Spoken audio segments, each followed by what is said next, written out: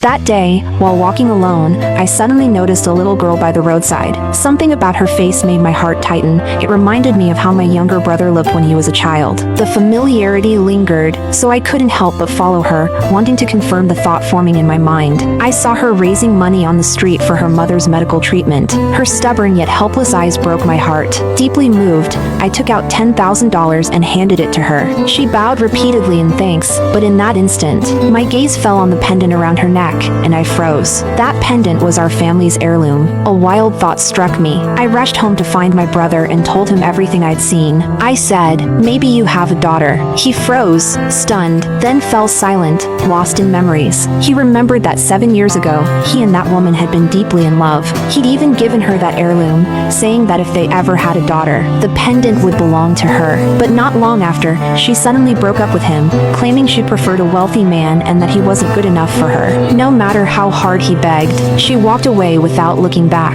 From that day on, his heart was filled with resentment. What he didn't know was that she hadn't left out. Of greed, she left. Because he'd been diagnosed with ALS and she didn't want to burden him, to push him away. She pretended to be heartless. At that time, she was already pregnant with his child. 7 years passed. She raised their daughter alone, but her illness worsened until she became comatose. That day, while I was praying, I ran into the little girl again. Seeing the pendant confirmed my suspicion. I went home and told my brother, but he was still doubtful. He couldn't believe that woman had borne his child. Our grandmother also worried. The girl might not be part of our family. What if she belonged to someone else? But I was prepared. When I left the girl, I quietly pulled 2 strands of her hair and sent them for a DNA test. When the results came back, I handed them to my brother. He stared at the report in shock. The girl was truly his biological daughter. Though he didn't want to be tied to that woman again, he decided to bring his daughter home. Meanwhile, the girl knew nothing. She had finally gathered enough money for her mother's surgery and was on her way to the hospital when a luxury car ran a red light and hit her. The arrogant young driver, clearly at fault, blamed her instead, demanding she pay for the car repairs and threatening not to let her go if she didn't. She tried to explain, but he slapped her, knocking off her hat. When the woman beside him saw her white hair, she burst out laughing and mocked her cruelly. The girl reached for her hat,